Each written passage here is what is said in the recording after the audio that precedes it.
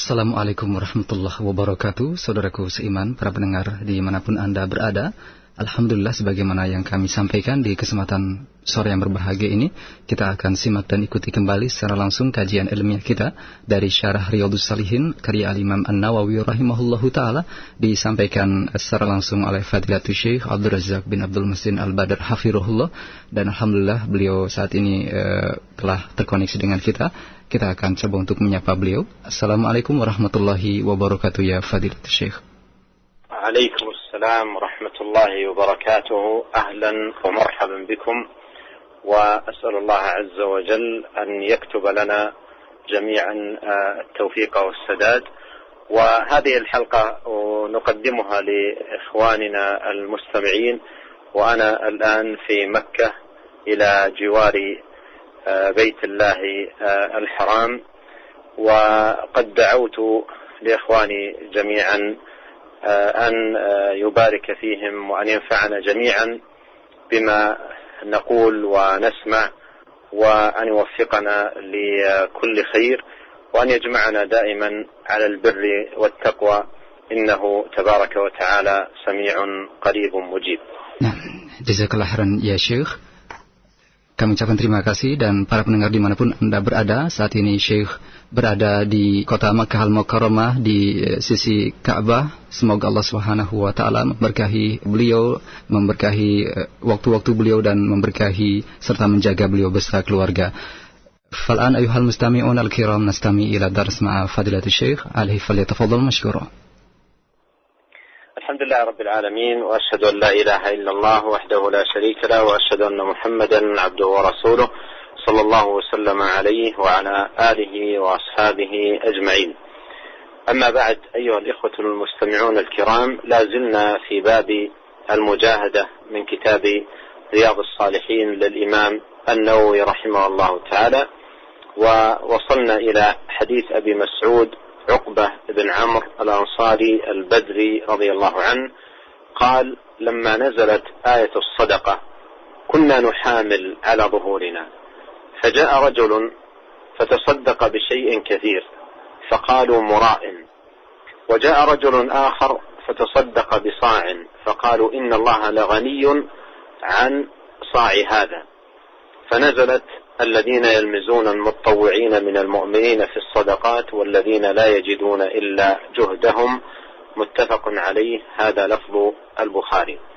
قال النووي رحمه الله: ونحامل بضم النون وبالحاء المهملة، أي يحمل أحدنا على ظهره بالأجرة ويتصدق بها. أيها الإخوة المستمعون، هذا الحديث حديث عظيم في باب المجاهدة، ويبين لنا قوة مجاهدة الصحابة رضي الله عنهم وأرضاهم لأنفسهم في أبواب البر والخير وتسابقهم في ذلك. فلما نزلت آية الصدقة، أي التي فيها الحث على الصدقة والبذل ومضاعفة الأجر والمثوبة للمتصدقين إلى أضعاف كثيرة، لما نزلت الآية قال: كنا نحامل على ظهورنا، أي أن بعضهم لا يجد في بيته وعنده ما ينفقه ويقدمه ويتصدق به، فيذهب ويعمل حمالا يحمل على ظهره المتاع بالأجرة من أجل أن يتصدق.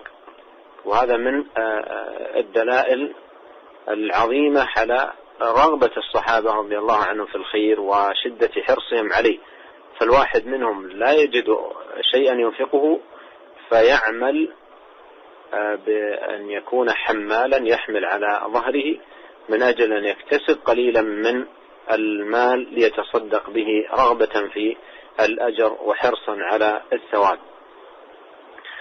ويذكر أبو مسعود رضي الله عنه أن رجلا أي من الصحابة تصدق بشيء كثير، أي جاء بأموال كثيرة فتصدق بها، قدمها في سبيل الله عز وجل، فقالوا مراء، أي قال المنافقون، لأن هذا من أوصاف المنافقين اللمز والهمز والوقيعة في أهل الإيمان، فقالوا مراء، أي أنه تصدق بهذا المال الكثير رياء وليس إخلاصا لله سبحانه وتعالى. ومعلوم أن الإخلاص أو المراءات أمر في القلب لا يطلع عليه الناس، هذا أمر يتعلق بنية الإنسان وقلبه ولا يطلع عليه الناس. فقولهم مراء هذا تجني وتعدي وقول بلا علم، وأيضا في الوقت إيذاء للمؤمنين وتعدي عليهم، فقالوا مراء. وجاء رجل آخر فتصدق بصاع، يعني بصاع إما من الشعير أو من البر، وهو يعتبر شيئا قليلا في مقابل ذاك الأول الذي قدم أموالا كثيرة. فقالوا إن الله لغني عن صاع هذا، إن الله لغني عن صاع هذا، أي أن الذي قدم مالا كثيرا اتهموه بالرياء، والذي قدم شيئا يسيرا قالوا إن الله غني عن صاعه.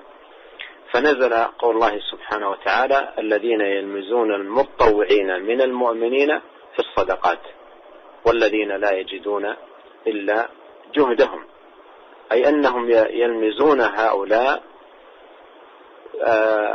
بالمراءات ويلمزون الذين لا يجدون إلا جهدهم بأن الله غني عن صدقتهم. وهذا كله من التجني والتعدي على عباد الله وعلى المنفقين في سبيل الله سبحانه وتعالى. والشاهد من هذا الحديث أن فيه مسارعة الصحابة وتسابقهم في البذل والنفقة، وهذا كله من جهاد النفس ومجاهدتها على الخير والطاعة. Setelah beliau mengucapkan pujian kepada Allah dan mengucapkan 2 kalimat syahadat serta bersalawat kepada Rasulullah SAW, beliau berucap amma ba'd, bahwa kita masih di bab pembahasan tentang masalah mujahadah, di mana kita masuk kepada hadis Abu Sa'id Uqbah bin Amr al-Ansari al-Badri, di mana beliau berkata, ketika turun ayat tentang sedekah, dahulu kami melakukan pekerjaan menguli di atas punggung-punggung kami. Lalu ada seorang laki-laki datang untuk bersedekah dengan harta yang sedikit. Mereka berkata, yaitu orang-orang munafik, ini orang riya. Lalu datang lagi seorang laki-laki yang membawa harta hanya sebatas 1 sok saja dari gandum. Lalu orang-orang munafik berkata, Allah tidak butuh dengan 1 sok itu.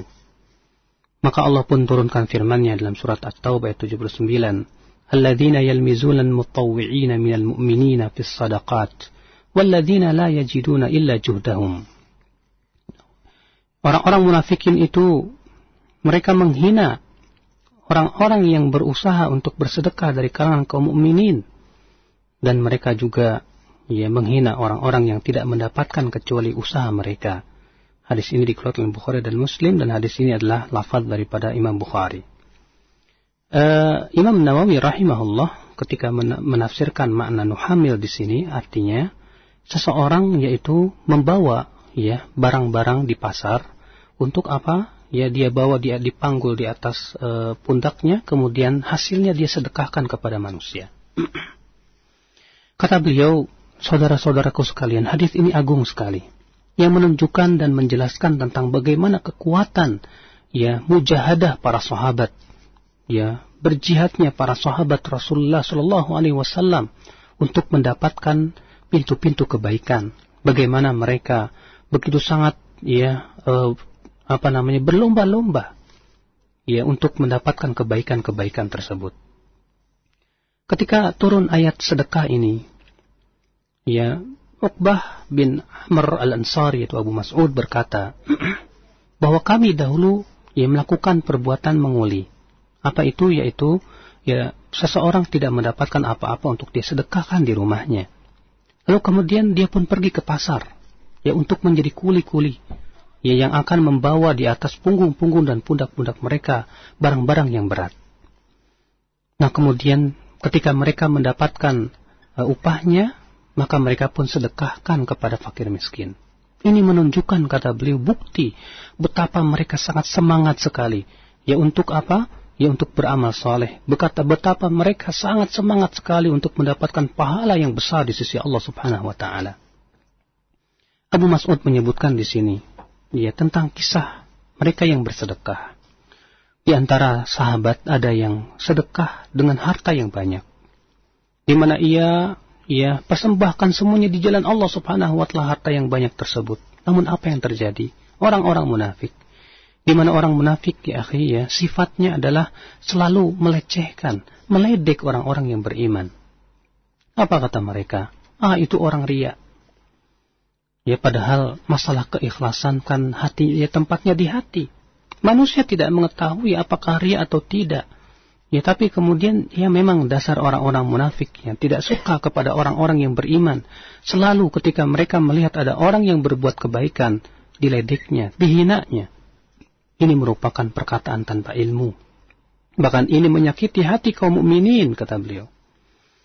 Kemudian ketika datang orang lain, di mana ia bersedekah dengan 1 sok dari gandum, dan tentunya ini, ya, sedikit dibandingkan yang pertama tadi.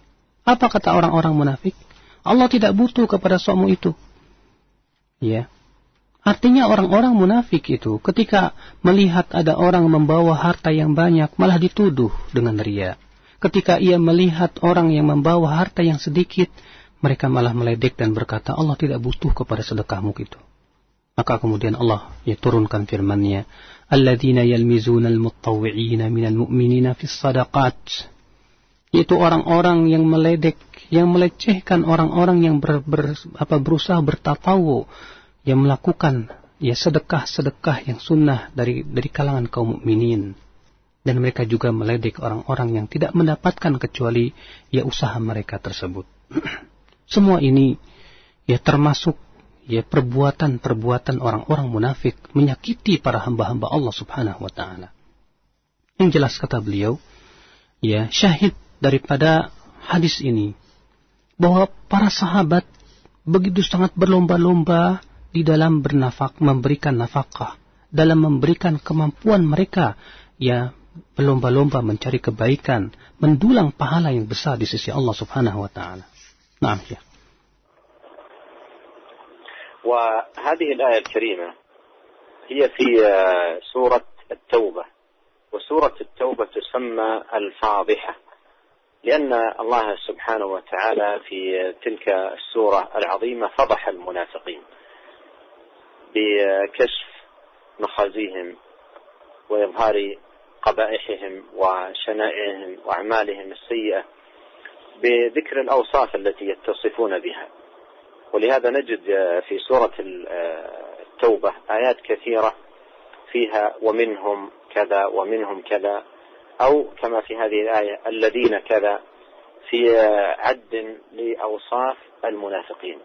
والله عز وجل ذكر المنافقين بأوصافهم حتى يتنبه الناس إلى أن هذه الأوصاف متى وجدت وفي أي زمان وجدت فإنها أوصافا للمنافقين، ليست من أوصاف أهل الإيمان، وإنما من أوصاف المنافقين. إذا من صفات المنافقين أنهم يلمزون المؤمنين المتطوعين، يلمزون المتطوعين من المؤمنين في الصدقات، والذين لا يجدون إلا جهدهم.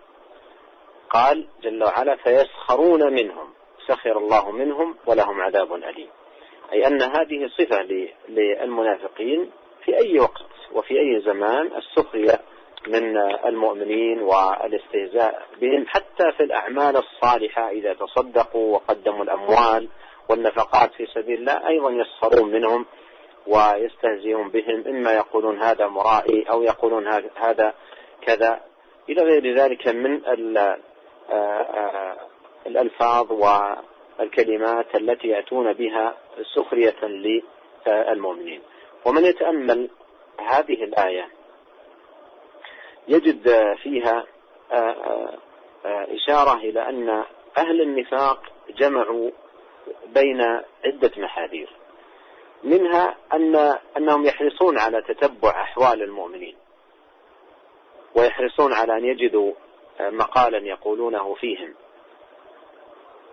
ومنها أنهم يطعنون بالمؤمنين لأجل إيمانهم، وهذا من البغض للدين الذي يتمسك به أهل الإيمان. ومنها وقوعهم في اللمز المحرم وهو من الكبائر. وكذلك منها أن من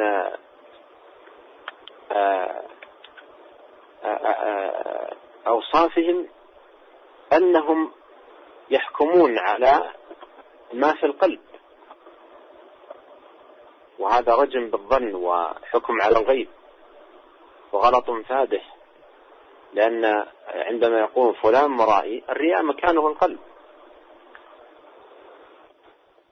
فأيضا هذا من الغلط الشنيع الذي وقع فيه هؤلاء. كذلك عندما يقولون عن صاحب النفقة القليلة والصدقة القليلة يقول هذا الله غني عن صدقته، الله غني عن صدقته وغني عن ماله. الله سبحانه وتعالى غني عن العالمين، لكنه عز وجل يثيب المقل ويثيب المكثر، والله يقول فمن يأمن مثقال ذرة خيرا يره. فالشيء القليل الله عز وجل يعطي عليه الكثير ويقبله سبحانه وتعالى. الشاهد أن هذا من أوصاف المنافقين، لا يقدمون لأمتهم أمة الإسلام، لا يقدمون للإسلام نفعا ولا خيرا، ولا يسلم المسلمون من أذاهم وتعديهم وطعنهم ووقيعتهم في المؤمنين.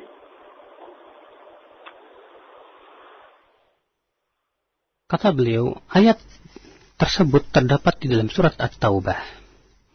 Dan surat At-Taubah dinamai juga dengan surat Al-Fadhihah. Apa itu? Yaitu yang membuka aib-aib kaum munafikin. Di mana di dalam ayat ini Allah menyebutkan tentang aib-aib orang-orang munafikin, tentang perbuatan-perbuatan mereka yang tercela. Oleh karena itu, kita dapati di dalam surat At-Taubah ini banyak sekali ayat-ayat dengan dimulai dengan kata-kata wa minhum kadza, di antara mereka ada yang berbuat seperti ini, di antara mereka ada yang berbuat seperti ini. Atau Allah menyebutkan alladzina kadza, yaitu orang-orang yang begini dan begitu. Di sini Allah Subhanahu wa taala menyebutkan tentang sifat orang munafikin di dalam ayat ini agar manusia mengingat, agar manusia sadar bahwasanya ini adalah sifat-sifat orang munafikin. Kapan saja sifat-sifat ini ada pada seseorang, hendaklah dia sadar bahwa ini adalah sifat orang-orang munafikin. Di mana Allah menyebutkan dalam ayat ini bahwa di antara sifat orang munafikin adalah meledek, melecehkan orang-orang yang berusaha untuk bersedekah, untuk mengharapkan ganjaran dari Allah yang besar. Maka dari itu Allah Subhanahu wa taala menyebutkan bahwa orang-orang munafikin apa? Yaskharuna minhum. Sakhirallahu minhum. Mereka memperolok orang-orang yang berusaha bersedekah itu. Artinya orang-orang munafikin pekerjaannya berusaha memperolok, meledek orang-orang yang berusaha untuk beramal saleh. Terkadang mereka meledeknya dengan lafaz-lafaz dan kalimat-kalimat yang tentunya menyakiti hati seorang mukmin. Maka dari itu kata beliau, siapa yang memperhatikan ayat ini akan terdapat di sana isyarat bahwasanya orang yang munafik itu mempunyai beberapa sifat yang disebutkan dalam ayat ini. Di antaranya yang pertama kata beliau, semangat mereka mencari-cari kesalahan kaum mukminin.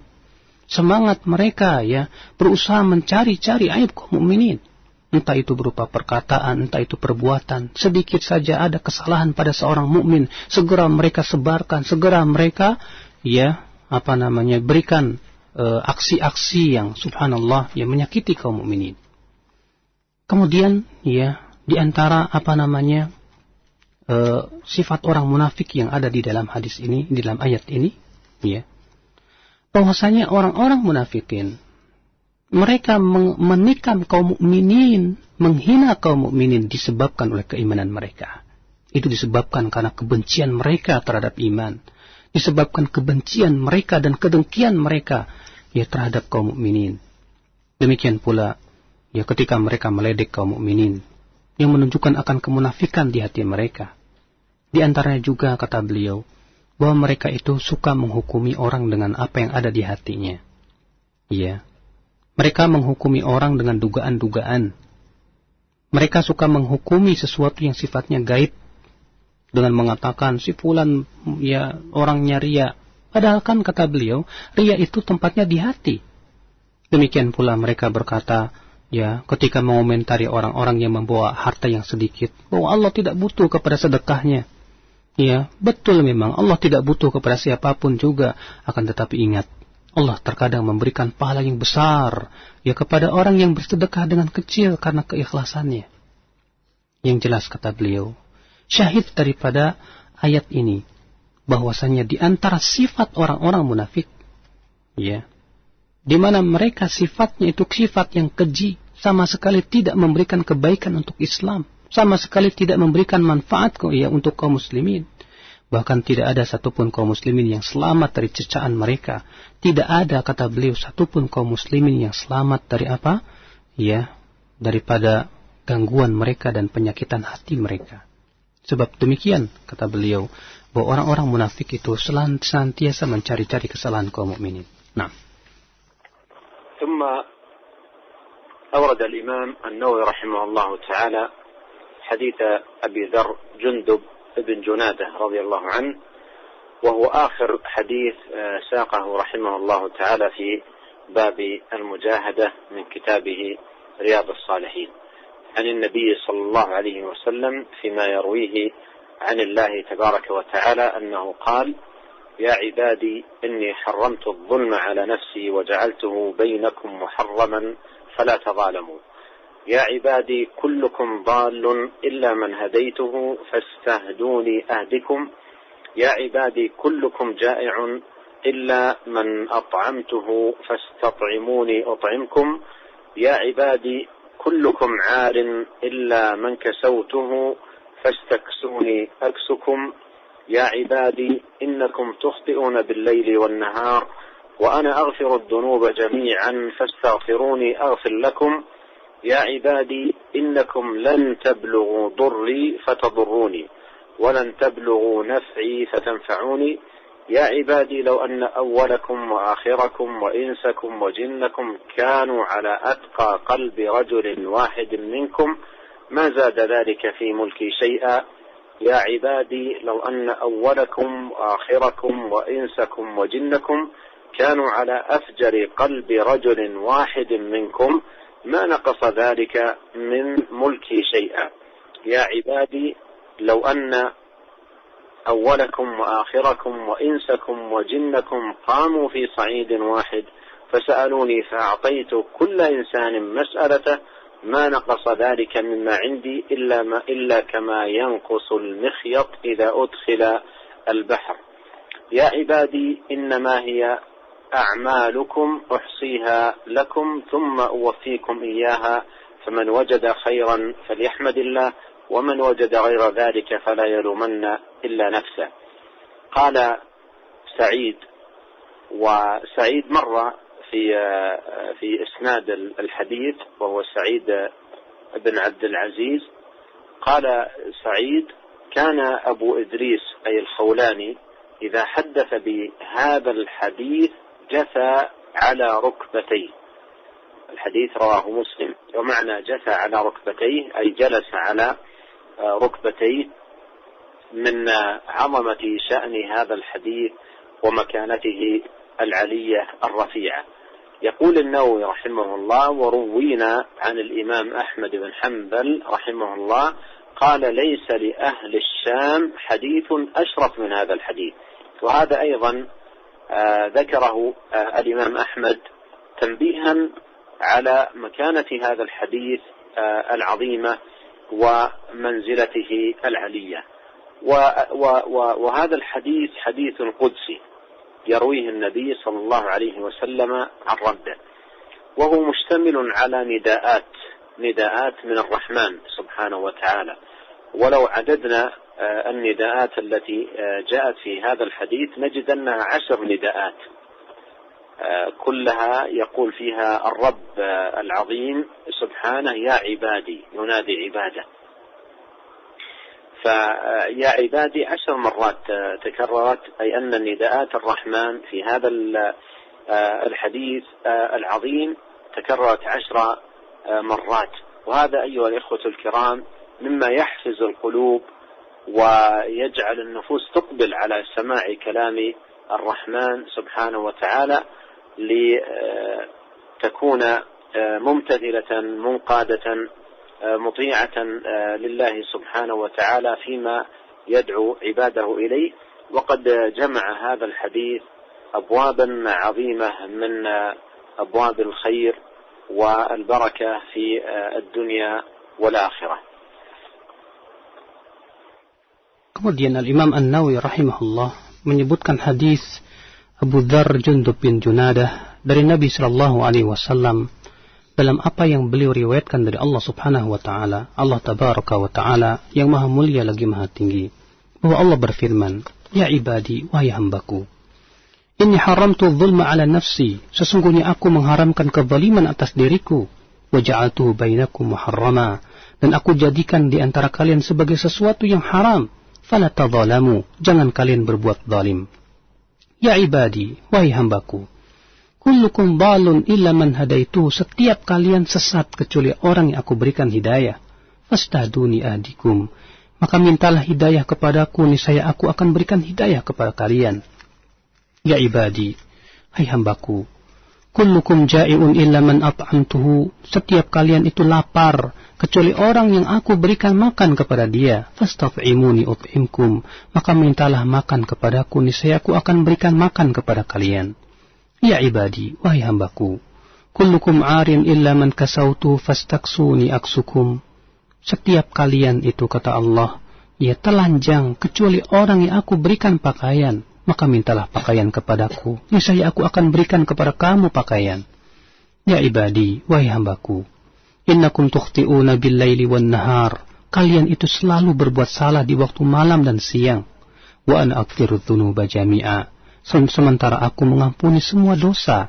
Fastaghfiruni aghfir lakum, maka mintalah ampun kepadaku, niscaya aku akan ampuni dosamu.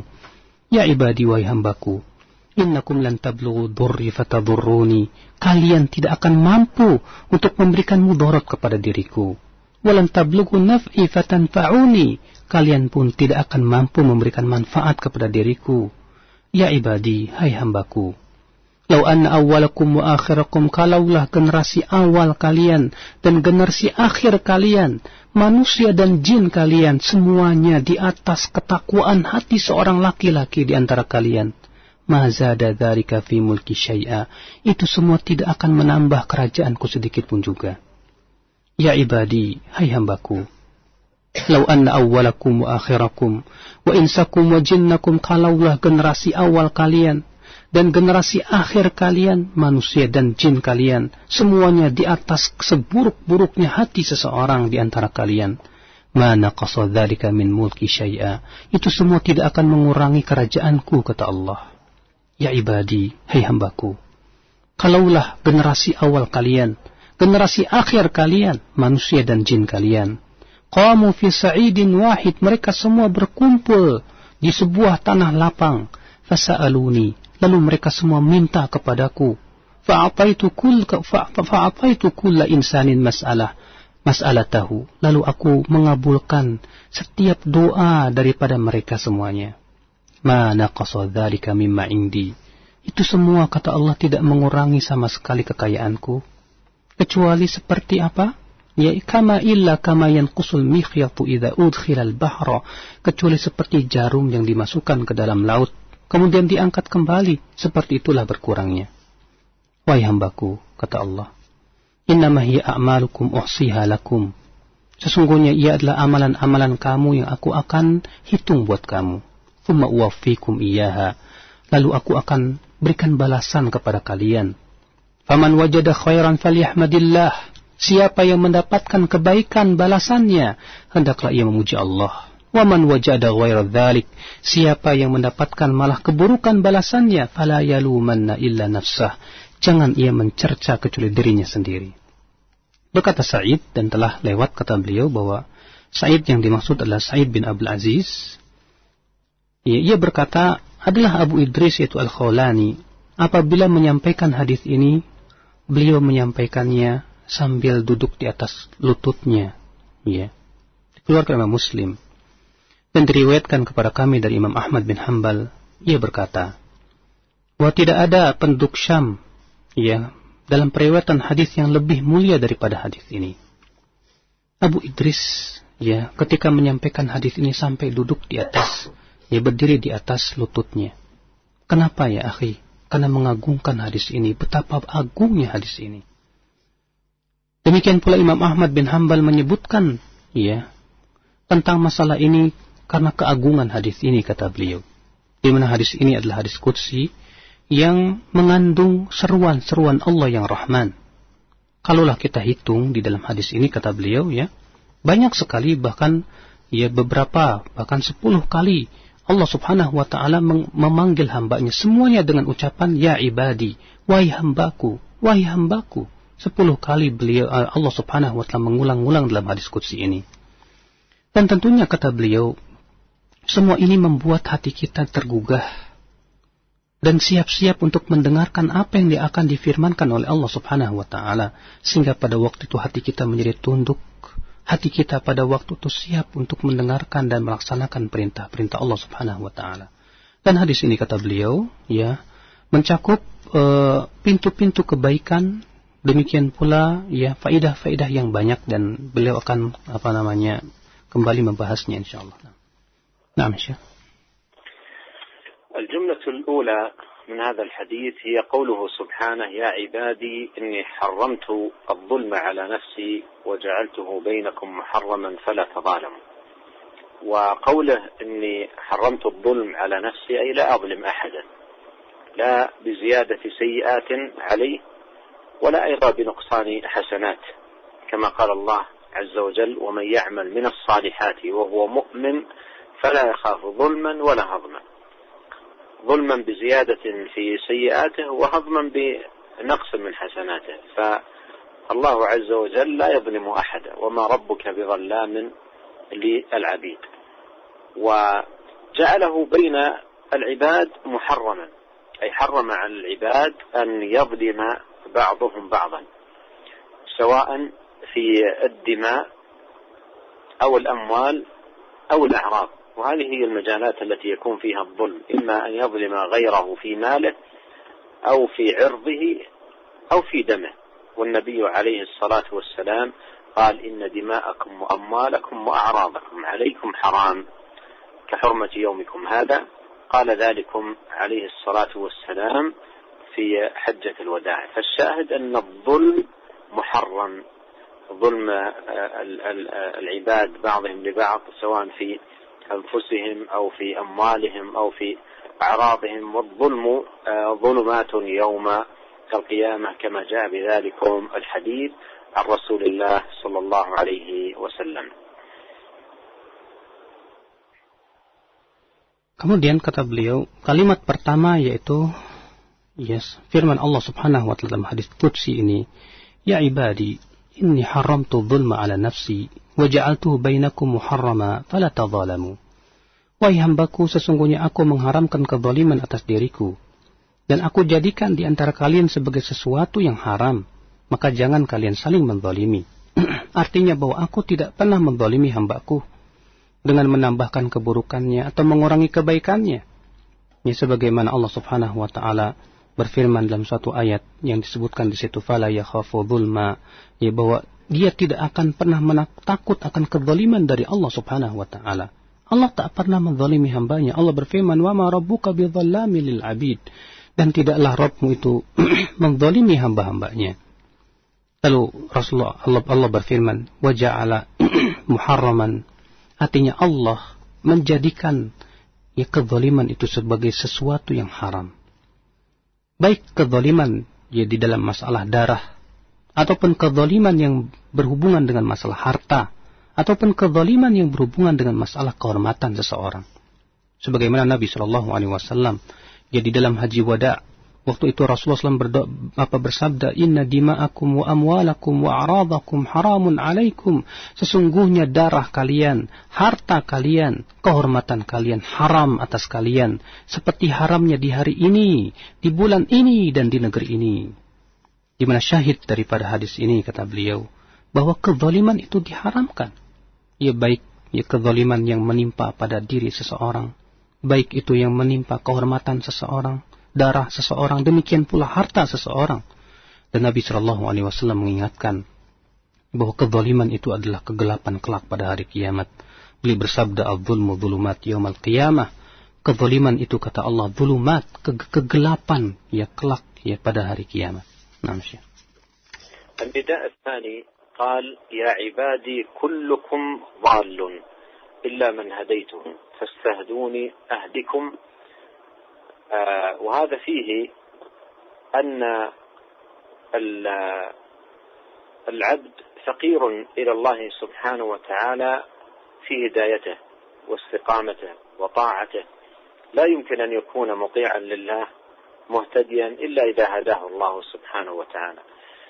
ولهذا قال الله في القرآن من يهدي الله فلا مضل له، من يهدي الله فلا مضل له. فمن كتب الله له الهداية لا مضل له، من يهدي الله فلا مضل له، لا مضل له عن سواء السبيل وعن صراط الله المستقيم. وأيضا في القرآن يقول الله سبحانه وتعالى ولولا فضل الله عليكم ورحمته ما زكى منكم من أحد أبدا ولكن الله يزكي من يشاء. إذن العبد فقير إلى الله سبحانه وتعالى في هدايته، فالناس كلهم في ضلال إلا من هداه الله عز وجل إلى صراطه المستقيم ودينه القويم. Kemudian kata beliau, panggilan yang kedua adalah ya firman Allah dalam hadis qudsi ini, di mana Allah Subhanahu wa taala berfirman, ya ibadi kullukum dhalun illa man hadaituh. Wahai hambaku, semua kalian itu sesat kecuali orang yang aku berikan hidayah kepadanya. Fastahduni, mintalah hidayah kepadaku, niscaya aku akan berikan hidayah kepada kamu. Dalam hadis ini kata beliau bahwa hamba fakir ya kepada Allah, sangat butuh kepada Allah dalam hidayah dari Allah Subhanahu wa taala. Di dalam istiqomah dia, di dalam ketaatan dia, tidak mungkin seorang hamba mampu mentaati Allah Subhanahu wa taala kecuali dengan hidayah dari Allah Subhanahu wa taala. Makanya Allah berfirman, kata beliau di dalam firman-Nya, man yahdihillahu fala mudhillalah. Siapa yang Allah berikan hidayah, ia menuju ke jalan kebenaran, tidak akan pernah ada orang yang mampu untuk menyesatkan dia dari jalan kebenaran tersebut. Tidak ada. Demikian pula Allah Subhanahu wa taala berfirman, walaula fadlullahi alaikum wa rahmatuh. Kalau bukan karena karunia Allah dan rahmat Allah atas kalian, ya ma zaka minkum min ahadin abada. Tidak akan pernah ada seorang pun di antara kalian yang suci. Ya, akan tetapi Allah yang memberikan kesucian kepada siapa yang Allah kehendaki. Ya. Walakin Allah yuzakki man yasha. Kalau begitu kata beliau, semua kita sangat butuh kepada hidayah Allah Subhanahu wa taala. Semua kita hakikatnya adalah sesat kecuali orang yang Allah berikan hidayah kepada dia. Naam. Man yahdillahu fala mudilla lah, hada fi al-hadits fi khutbah al-haja. Amma al-ayah al-karimah, man yahdillahu fahuwa al-muhtad wa man yudlil falan tajid lahu waliyan murshida.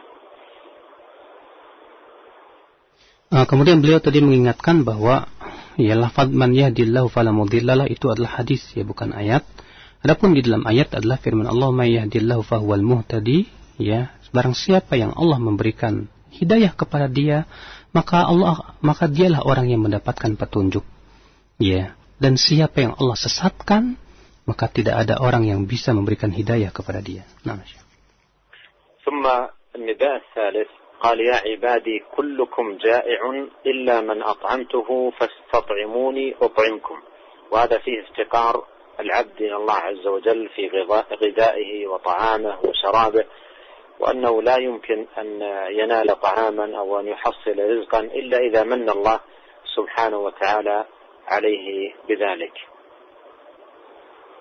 Kemudian beliau berkata bahwa panggilan yang ketiga adalah yaitu firman Allah Subhanahu wa taala, wahai hambaku, kullukum ja'iun, setiap kalian itu ja'i', yaitu lapar, kecuali orang yang aku berikan makan kepada dia. Maka mintalah makan kepadaku, niscaya aku akan berikan makan kepada kalian. Ini menunjukkan kata beliau ya bahwa semua hamba, semua manusia sangat butuh ya kepada apa? Kepada karunia Allah. Di dalam gizi mereka, dalam makanan mereka, dalam minuman mereka. Seseorang tidak mungkin makan kecuali dengan izin Allah Subhanahu wa taala, kecuali dengan bantuan dari Allah Subhanahu wa taala. Tidak mungkin seseorang bisa minum kalau bukan karena Allah yang memberikan minum kepada dia. النداء الرابع قال يا عبادي كلكم عار إلا من كسوته فاستكسوني أكسكم. وهذا أيضا في حاجة العبد وافتقاره إلى الله في لباسه الذي يواري به سوءته ويستر به عورته. فلولا منة الله عليه باللباس لما حصل شيئا يستر به عورته ويواري به سوءته، فهو منة الله عليه، والعبد مفتقر إلى الله عز وجل في لباسه كما أنه مفتقر إلى الله في جميع شؤونه.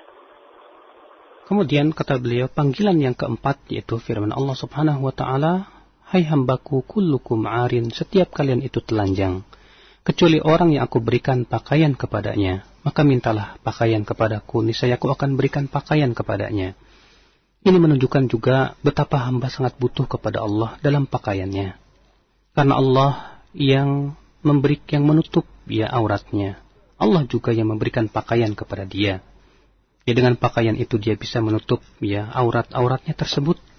Kalau bukan karena Allah memberikan kepada manusia pakaian, tentu manusia tidak akan bisa menghasilkan sesuatu yang bisa menutup auratnya tersebut. Maka kewajiban kita, kata beliau, adalah untuk meminta kepada Allah ya akan pakaian, demikian pula seluruh perkara-perkara yang sangat kita butuhkan dalam kehidupan dunia ini. الجملة الخامسة من الحديث قوله يا عبادي إنكم تخطئون بالليل والنهار وأنا أغفر الذنوب جميعا فاستغفروني أغفر لكم. وهذا فيه سعة مغفرة الله سبحانه وتعالى، وأنه عز وجل لا يتعاظمه ذنب أن يغفره، فهو يغفر الذنوب مهما كثرت وتعددت وتنوعت لمن تاب وأناب واستغفر. ولهذا قال إنكم تخطئون بالليل والنهار، وهذا فيه أن الإنسان يقع في الخطأ، وكل بني آدم خطاء كما صح بذلكم الحديث عن رسول الله صلى الله عليه وسلم، إنكم تخطئون بالليل والنهار وأنا أغفر الذنوب جميعا. وهذا نظير ما جاء في سورة الزمر، قال الله تعالى قل يا عبادي الذين أسرفوا على أنفسهم لا تقنطوا من رحمة الله إن الله يغفر الذنوب جميعا إنه هو الغفور الرحيم. Kemudian kalimat yang kelima kata beliau yaitu firman Allah Subhanahu wa taala dalam hadis qudsi ini, ya ibadi innakum tukhti'una bil-laili wan-nahar. Wahai hambaku, kalian itu selalu berbuat salah di waktu siang maupun malam. Sementara aku memohon mengampuni dosa-dosa, maka mintalah ya ampun kepadaku, niscaya aku akan ampuni dosa kalian. Di dalam hadis ini kata beliau menunjukkan betapa luasnya ampunan Allah Subhanahu wa taala. Betapapun besar ya dosa seorang hamba, ya berapapun banyaknya dosa seorang hamba, selama si hamba itu bertaubat kepada Allah, selama si hamba tersebut kembali kepada Allah Subhanahu wa taala, Allah akan ampuni dosa dia. Adapun firman Allah di sini, ya wahai hambaku, sesungguhnya kalian selalu bersalah. Ini menunjukkan kata beliau bahwasanya manusia itu pasti selalu berbuat salah. Sebagaimana Nabi sallallahu alaihi wasallam bersabda, kullu bani Adam khata'. Setiap anak Adam itu pasti pernah berbuat salah, pasti, ya semua manusia. Dan ini, ya sama dengan firman Allah Subhanahu wa taala, di mana Allah berfirman dalam surat Az-Zumar, قل يا عبادي الذين أسرفوا على أنفسهم لا تقنطوا من رحمة الله إن الله يغفر الذنوب جميعا إنه هو الغفور الرحيم. Ya wahai hamba-hambaku yang melampaui batas yang terhadap dirinya sendiri, janganlah kalian merasa putus asa dari rahmat Allah. Sesungguhnya Allah mengampuni semua dosa. Sesungguhnya Allah Maha Pengampun lagi Maha Penyayang. Baqi al-adhan Syekh 10 دقائق Syekh. نعم. الجملة السادسة من هذا الحديث: يا عبادي إنكم لن تبلغوا ضري فتضروني ولن تبلغوا نفعي فتنفعوني. وهذا فيه غنى الله سبحانه وتعالى عن العباد، وأنه عز وجل لا تنفعه طاعة المطيعين ولا تضره معصية العاصين، بل من اهتدى فإنما يهتدي لنفسه ومن ضل فإنما يضل عليها. Kemudian kalimat berikutnya kata beliau, yaitu firman Allah Subhanahu wa taala dalam hadis qudsi ini, ya ibadi, wahai hambaku, kalian tidak akan sampai memberikan mudarat kepada diriku. Ya, dan kalian pun tidak akan mampu memberikan manfaat kepada diriku. Ini menunjukkan bahwa Allah tidak butuh kepada hambanya. Ketaatan hamba tidak akan memberikan manfaat kepada Allah. Kemaksiatan hamba pun tidak akan memberikan mudarat kepada Allah Subhanahu wa taala. Karena ketaatan semuanya itu untuk hamba. Demikian pula kemaksiatannya pun, ya itu semua untuk hamba. Naam Syekh. النداء السابع والثامن: يا عبادي لو أن أولكم وآخركم وإنسكم وجنكم كانوا على أتقى قلب رجل واحد منكم ما زاد ذلك في ملكي شيئا. يا عبادي لو أن أولكم وآخركم وإنسكم وجنكم كانوا على أفجر قلب رجل واحد منكم ما نقص ذلك من ملكي شيئا. وهذا فيه أن الرب سبحانه وتعالى غني عن العباد، فلو كانوا جميعا أتقياء لم يزد ذلك في ملكه شيئا، ولو كانوا جميعا فجرة لم ينقص ذلك من ملكه شيئا، فهو غني عن العباد وعن طاعاتهم، ولا يضره أيضا فجورهم وفسوقهم وكفرهم وعصيانهم. Kemudian kalimat berikutnya adalah firman Allah Subhanahu wa taala, wahai hambaku, kalaulah generasi awal kalian dan akhir kalian, manusia dan jin kalian, semuanya di atas ketakwaan hati seorang manusia, maka itu tidak akan menambah kerajaanku sedikit pun juga. Wahai hambaku, kalaulah generasi awal dan akhir kalian, manusia dan jin kalian, semuanya di atas ya seburuk-buruknya hati seseorang, maka itu pun tidak mengurangi kerajaanku sedikit pun juga. Ini menunjukkan, kata beliau, Allah tidak butuh kepada hamba-hambanya. Kalaulah manusia semuanya bertakwa, itu tidak akan menambah kerajaan Allah. Kalaulah manusia semuanya berbuat maksiat, kefasikan, ya itu pun tidak akan memberikan mudarat kepada Allah sama sekali. Ya tidak akan mengurangi sama sekali kerajaan Allah Subhanahu wa taala. Kefasikan manusia, ya maksiat mereka tidak akan memberikan mudarat kepada Allah Subhanahu wa taala, sebagaimana ketaatan pun tidak akan memberikan manfaat kepada Allah Subhanahu wa taala. النداء التاسع: يا عبادي لو أن أولكم وآخركم وإنسكم وجنكم قاموا في صعيد واحد فسألوني فأعطيت كل إنسان مسألته ما نقص ذلك مما عندي إلا كما ينقص المخيط إذا أدخل البحر. وهذا فيه كمال غنى الرب سبحانه وتعالى، وأن الناس أجمعين من الإنس والجن الأولين والآخرين قاموا في صعيد واحد فسألوا الله وأعطى كل واحد ما سأل، لم ينقص ذلك مما عند الله إلا كما ينقص المخيط إذا أدخل في البحر. ومعلوم أن المخيط وهو الإبرة الصغيرة لو غمست في البحر لم تنقص شيئا منه. وهذا فيه أن ما عند الله لا ينفد ولا ينقص سبحانه وتعالى، فعطاؤه كلام عز وجل ومنعه كلام، إنما أمره إذا أراد شيئا أن يقول له كن فيكون. وأيضا في هذا الحديث دليل على أن العباد أجمعين لو سألوا الله في لحظة واحدة لسمع أصواتهم أجمعين دون أن يختلط عليه صوت بصوت أو لغة بلغة أو حاجة بحاجة فسبحان من وسع سمعه الأصوات.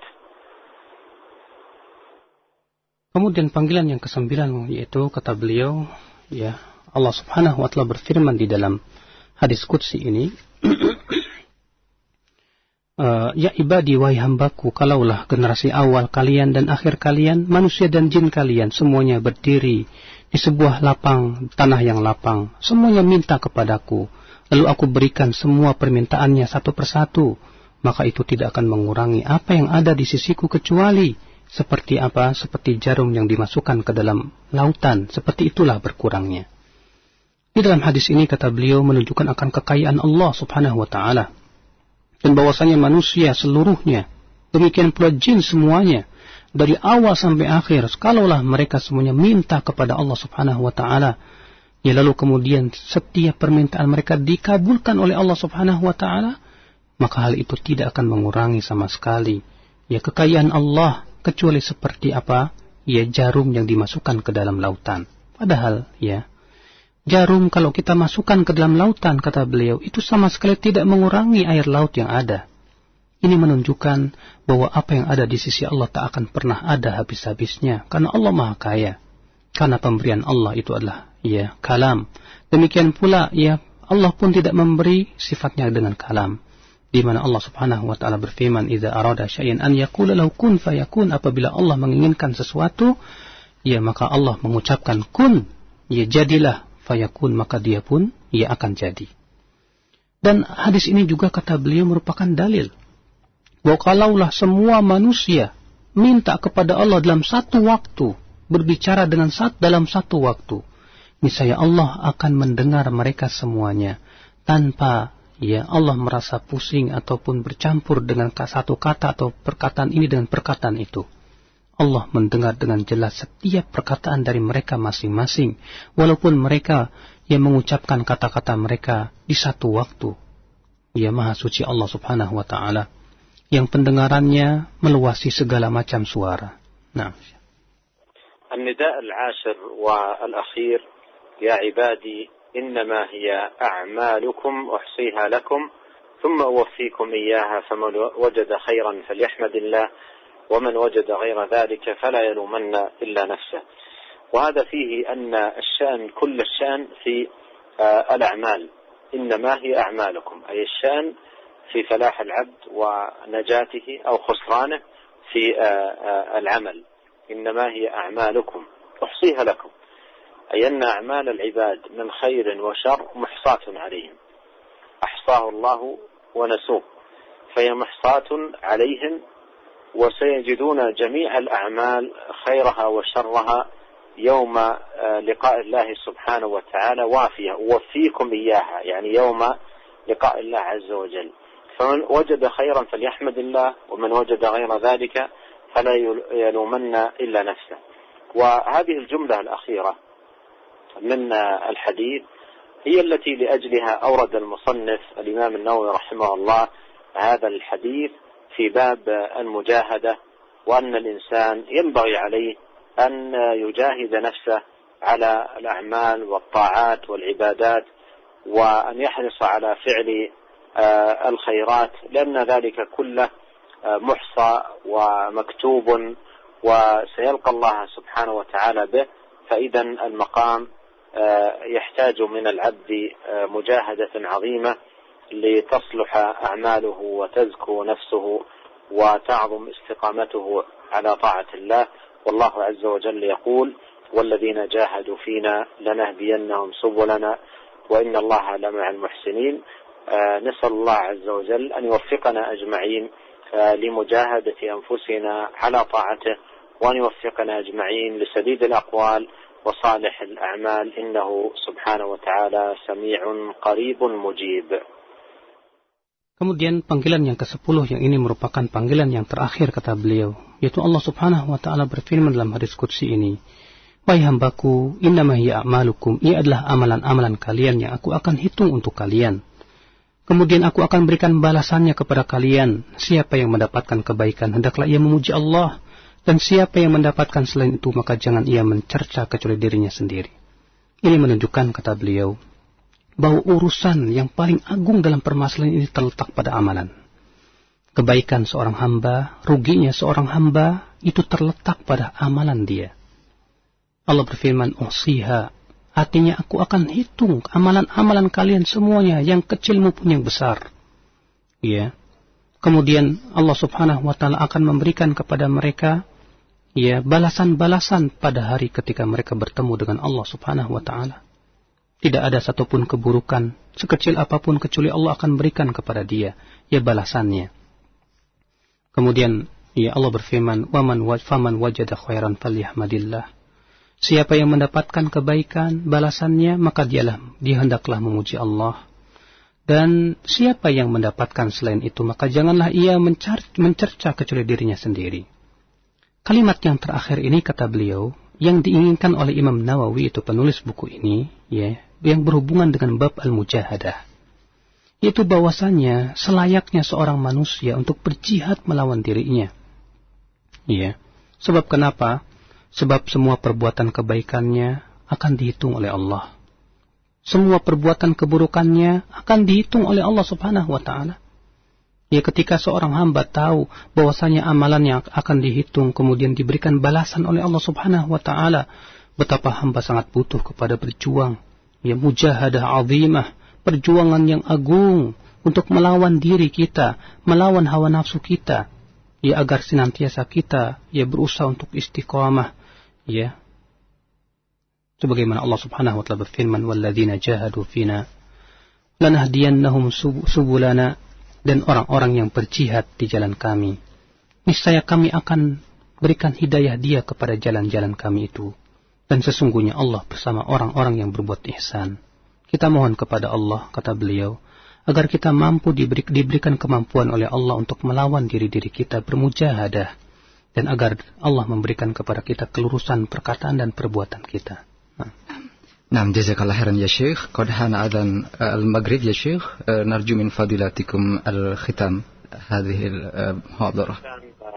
لقائنا هذا أسأل الله عز وجل أن يبارك لنا أجمعين في أعمالنا وأعمالنا وذرياتنا، وأن يوفقنا لصالح الأعمال وسديد الأقوال، وأن يجعل ما نقوله ونستمع إليه حجة لنا لا علينا، وأن يصلح لنا شأننا كله، إنه سميع قريب مجيب. وجزاكم الله جميعا خير الجزاء، والسلام عليكم ورحمة الله وبركاته. Waalaikumsalam warahmatullahi wabarakatuh. Kemudian beliau mengakhiri pembahasannya ini dengan doa. Beliau meminta kepada Allah Subhanahu wa taala agar memberkahi perbuatan-perbuatan kita, memberkahi keturunan-keturunan kita, dan agar memberikan taufik kepada kita dan memberikan kelurusan di dalam agama kita, dan agar semua yang beliau bahas ini adalah merupakan hujah yang akan menolong kita kelak pada hari kiamat, bukan hujah yang akan menjadi bumerang yang akan menjerumuskan kita ke dalam api neraka. Beliau juga mohon kepada Allah Subhanahu wa taala agar memperbaiki semua urusan-urusan kita, dan Allah lah yang mampu untuk melakukan semua perbuatan itu.